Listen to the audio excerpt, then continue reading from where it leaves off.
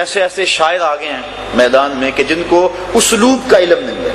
میں پچھلے دن ایک شعر سن رہا تھا، میں نے پہلے بھی اس پہ بات کی ہے، وہ پتہ نہیں کس قسم کا وہ شعر ہے، اس کا آخری مفہوم ہے کہ رب آکھے سونا میں بخشاں گا امت بس تو نکی جی ہاں کر دے. ایک تو دیکھو کیسا بازاری لفظ ہے، اور نعت میں اس کو جو ہے وہ کس طرح مندرج کیا گیا ہے. اور پھر اس نعت کا جو تاثر ہے وہ یہ ہے کہ رب بخشنا چاہتا ہے، محبوب ہاں نہیں کر رہے. رب کہتا ہے میں بخشوں گا تو ہاں کر، جبکہ معاملہ تو یہ ہے کہ محبوب عرض کر رہے ہیں رب حبلی امتی امت. تو یہ باب معاملہ کدھر اور معاملہ کس طرح الٹ کے رکھ دیا گیا.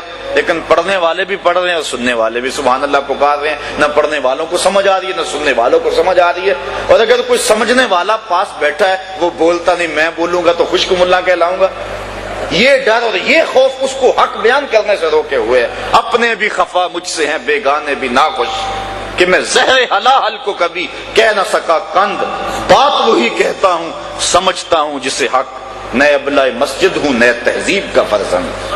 انسان کو حق کہہ دینا چاہیے. اور نعت کے معاملے میں یہ بڑا نازک میدان ہے. عرفی ایک شاعر ہوا ہے، وہ کہتا ہے عرفی مشتاب ای رہے ناتست نہ صحرا.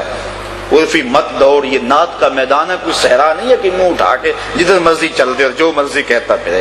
یہاں قدم قدم پہ احتیاط ہے. ادب گاہیز زیر آسماں از عرش نازک تر، نفس گم کردہ می آید جنید و با یزیدی جا. یہ تو وہ بارگاہ ہے کہ با یزید بستامی رحمت اللہ تعالی علیہ اور جنید بغدادی رحمت اللہ تعالی علیہ جب اس چوکھٹ پہ آتے ہیں تو سانسوں کو روک کے آتے ہیں. یہاں تو سانسوں کا شور بھی بے ادبی ہے، لے سانس بھی آہستہ کے دربار نبی ہے. یہ حضور کی چوکھٹ ہے. یہاں سانسوں کی جو چال ہے اس میں بھی فرق نہ آنے پائے اور وہ بھی بے ترتیب نہ ہونے پائے. اور یہاں تو سانسوں کا شور بھی بے ادبی تصور ہوتا ہے. تو نعت خان جب نعت پڑھ رہا ہو اس کے تصور میں ہو کہ میں حضور کے مواجہ کے سامنے کھڑا ہوں، اور پھر اس تصور میں ڈوب کے اپنے الفاظ کے زیر و بم اور اپنے کلام کا انتخاب کرے. اور پھر اس کی جب دھڑکنیں صلی اللہ بن جائیں تو اس کی زبان سے نکلا ایک ایک جملہ دلوں میں ترازو ہوتا چلا جائے گا اور وہ نعت صاحب نعت کے قریب کر دے گی. اور جب نعت سے اٹھنے والے گھروں کو لوٹ رہے ہوں گے وہ سینے میں عشق رسول کی دولت لے چکے ہوں گے. کاش کہ ہم جو ہے وہ اپنے نعت کے انداز کو اس انداز سے مرتب کریں کہ حضور علیہ الصلوۃ والسلام کی محبت کے پھیلانے کا نعت ذریعہ بنے، نہ جس کو گانے کی دھن پہ. دیکھیے نا، یہ تھک دان ہے، اس کے اندر اگر کوئی بندہ کسی کو دودھ ڈال کے دے دے مہمان کو، پیے گا؟ بھائی میں نے دھویا 100 مرتبہ دھویا اور پھر دیا نہیں، اس کی وجہ کس لیے ہو چکی ہے. یا لوٹے میں کوئی دودھ ڈال کے کسی کو دے دے وہ پیے گا؟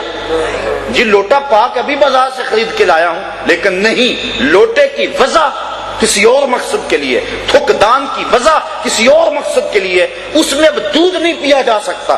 جو طرز متبذل ہوگی ہے کسی گانے کے لیے، اللہ کے نبی کی نعت کا تقدس یہ ہے کہ اس طرز میں پھر نعت نہ پڑی جائے. یہ بات ذہن میں رکھیں. اور دوسری بات یہ ہوتی ہے کہ جب اس متبذل طرز میں جب نعت پڑی جا رہی ہوتی ہے تو کچھ لوگوں کے اندر گانا چل رہا ہوتا ہے، باہر نعت چل رہی ہوتی ہے. تو یہ نعت کی حرمت کے خلاف ہے، نعت کی عزت اور نعت کے وقار کے خلاف ہے کہ نعت پڑھتے ہوئے جو ہے وہ انسان کی جو ہے سوچ اور فکر کہیں اور گئی ہو.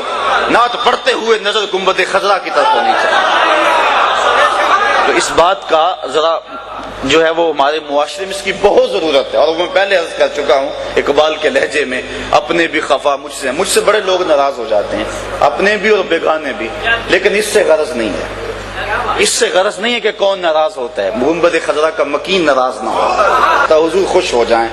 وہ کیا کہا تھا کہ میں کھو جاؤں حشر کی بھیڑ میں تو آپ فرمائیں، میں کھو جاؤں حشر کی بھیڑ میں تو آپ فرمائیں، ہمارے در کا ثاقب تھا گدا ہم نے نہیں دیکھا، ہمارے در کا ثاقب تھا گدا ہم نے نہیں دیکھا. تو کاش کہ وہ حضور علیہ السلام پہچان لیں اور حضور کی شفاعت بندے کو نصیب ہو جائے.